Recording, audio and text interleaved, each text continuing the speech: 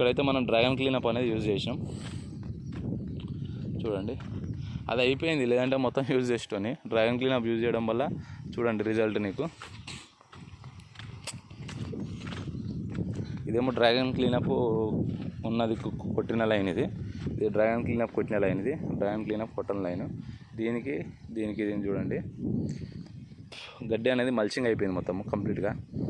దీనివల్ల మనకి కార్బన్ శాతం అనేది పెరుగుతుంది భూమికి. మనం దున్ని ఊకే దాన్ని ఈ లోతుక్కులు వేసి దున్నడం వల్ల రొటవేటర్ వేసుకోవచ్చు.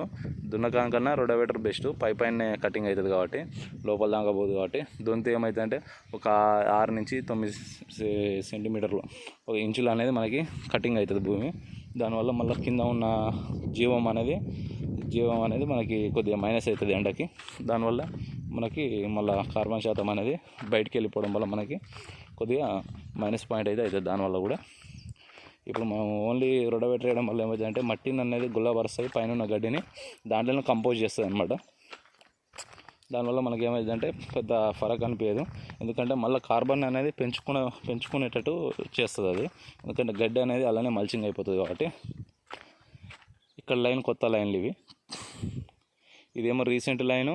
అక్కడ 5 లైన్లు ప్లస్ ఇక్కడ ఒక 11 లైన్లు చిన్న లైన్లు. ఇక్కడ ఇదేమో పాత తోట, మీకు కటింగ్ కనపడుతుంది ఇక్కడ. మన తోట ఫుల్ ఇన్ఫర్మేషన్ అనమాట. ఇలా మామూలుగా ఈ గ్యాప్ మొత్తం వచ్చేసేమో ఇటు దిక్కుదేమో పాత తోట 2 ఇయర్స్ కంప్లీట్ అయ్యి 3rd ఇయర్ పడ్డది. ఇదేమో 1 ఇయర్ కంప్లీట్ అయ్యి 2nd ఇయర్ పడ్డది. 2nd ఇయర్ పడి 2 months 3 months అవుతుంది. 15 months ఏజ్ ఇది. ఇదేమో మనకి 25 months ఇది.